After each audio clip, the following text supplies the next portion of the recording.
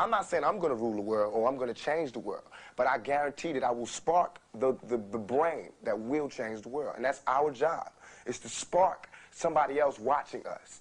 We might not be the ones, but let's not be selfish, and because we're not going to change the world, let's not talk about how we should change it. I don't know how to change it, but I know if I keep talking about how dirty it is out here, somebody's going to clean it up. Writer Jeff Hamilton, best-selling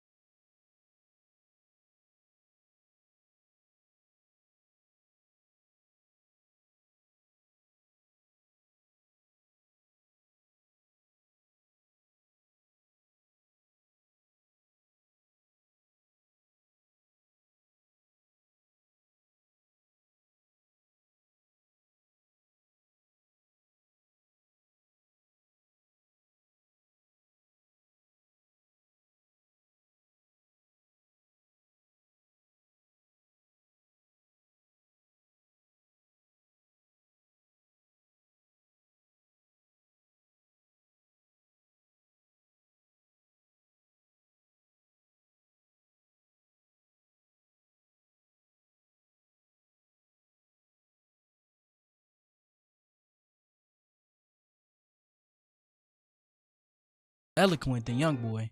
There are similarities, mind you, but more than a few differences, too. You don't quite have his magnificent brain, for instance. And that can be attributed to his mother raising him.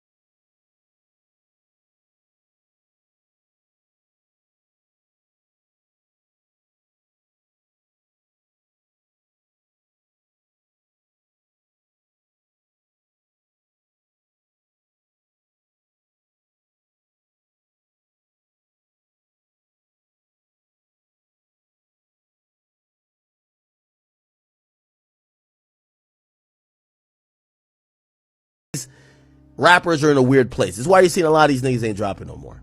Labels don't want to invest in them. Yo, it takes $3 million to get you hot. And we gonna have to wait.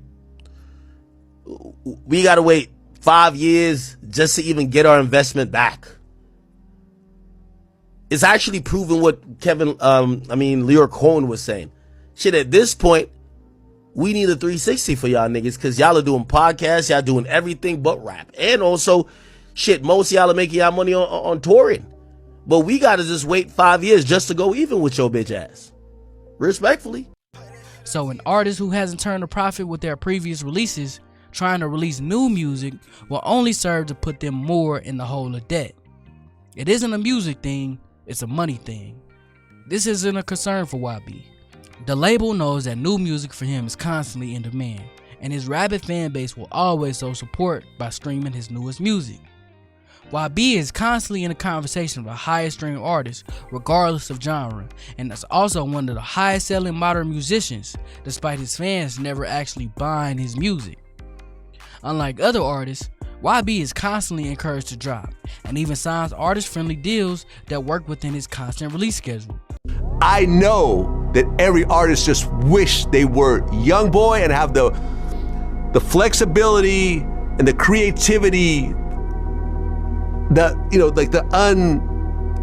uncaged creativity to just do whatever he wants, to work with whoever he wants. Like, he's not strategically trying to figure stuff out. Like, who produces YoungBoy?